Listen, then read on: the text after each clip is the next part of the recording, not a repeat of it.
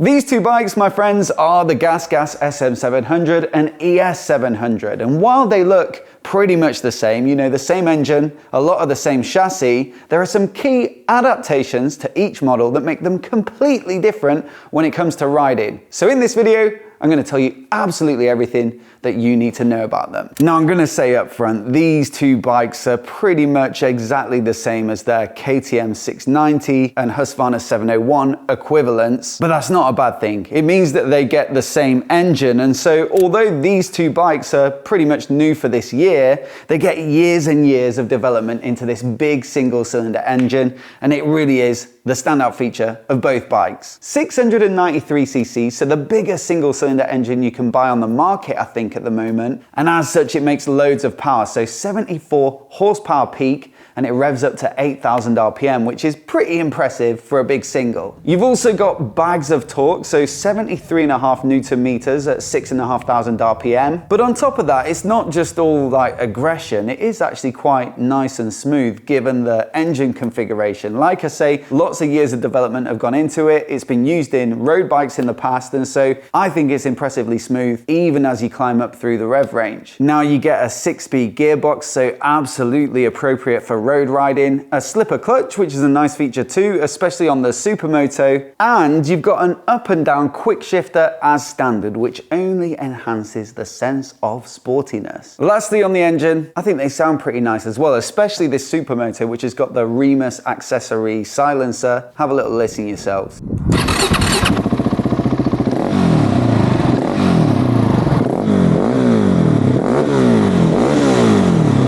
Now, another feature I quite like on these bikes are the fact that they've got a decent size of fuel tank, so 13.5 litres, and they're relatively fuel efficient, so you can get, 150 miles of range out of them, which is perhaps more than you'd expect for this style of bike. Not only is it ample in size, but also the location of it is pretty smart as well. So it's mounted here at the back of the seat, and that helps to keep the weight of the fuel nice and low. Now back it up a bit, because I have to show you that really does count for a lot on these bikes because they're super tall. 898mm in the seat for this one, I believe, and then 935, I think, for that. So I'm 5'9", and let's just say I can get it, well, both toes down, just about. But have a look at this situation on this one. I can just about get the stand up. And then once I'm there, I'm all right if I get into the middle of the seat. But yeah, they're tall bikes, especially if you're mainly used to road bikes. So slinging the weight a little bit lower is much appreciated. Now, one saving grace in that regard is that they're not super heavy. So the Supermoto version is 148 kilograms dry. And of course, that's exceptionally light if you're comparing it to like a naked bike or something like that. Power figures are impressive, but they're not massive compared to, like I say, a naked twin or something like the 890 Duke, but because it's so light, it feels really, grunty on the throttle. It brakes well as well, and also the handling feels really lively. As for the ES, well, it's pretty similar. I think it comes in a couple of kilograms lighter, so 146 kilograms dry. And I think whether you consider that light or not depends on where you're coming at it from. If you're an enduro rider who rides a 250 or something like that, this is going to feel a bit chunky and big, but I think that's probably not who they're aiming this bike at. The idea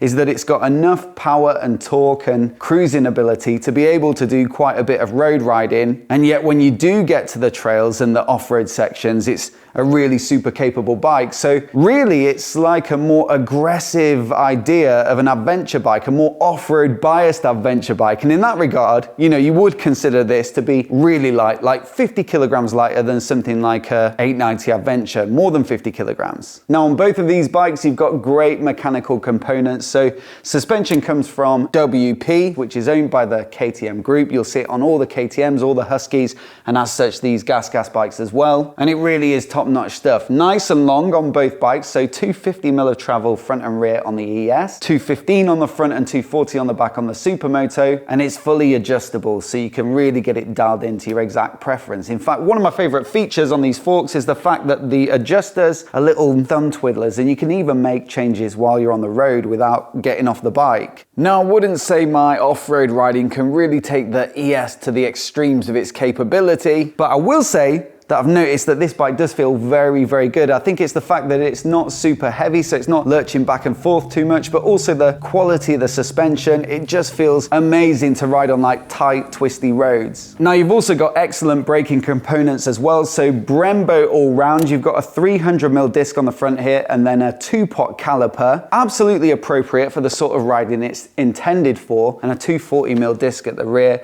with a single pot Brembo. But over here on the SM, it's a much more beefy front brake setup. So a 320mm disc and also a radially mounted like monoblock Brembo caliper with a lot more power in this setup. Like I say, it's not exactly a massive amount of weight to haul up, but the brakes are a standout feature of this bike for me, and it definitely adds to that feeling of a great handling package. And it's probably worth adding here on the handling front that you get completely different wheel setups. So 21 front, 18 rear on this, spokes and off-road tires. I think they're TKC 80s. You get Continental tires on this as well, 17 inches front and rear, and these are much more road focused and decent, sticky, sporty type rubber. In fact, I think these are the SM version, which are dedicated to supermoto riding. Now up in the cockpit here, we've got what I would call an appropriate technology package. So it's not extensive, it doesn't really compete with a fully fledged road bike, but you've got 2 riding modes. So street, which has got a moderate throttle response and reasonable levels of intervention from the cornering ABS and traction control,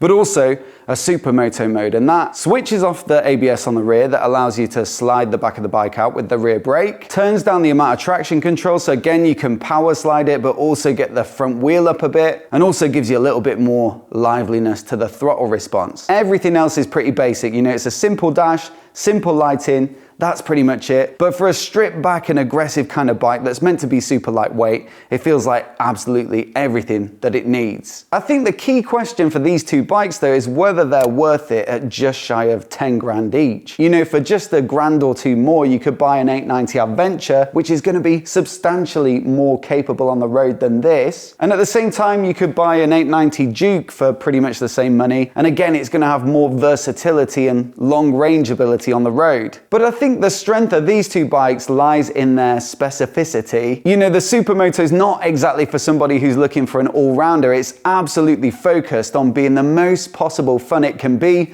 for short, sharp blasts on tight, twisty roads. Same for the ES. You know, it can do a little bit of road riding. It can get you between the trails, but the key is that it's much better than an adventure bike when you do peel off the road and get onto the more technical stuff. Sure, it won't be able to compete with a dedicated enduro machine off-road, but both bikes just offer one step further into those niches than their more road-biased equivalents. As always though, I'd love to know what you guys think of these 2 bikes down in the comments below, so do let me know.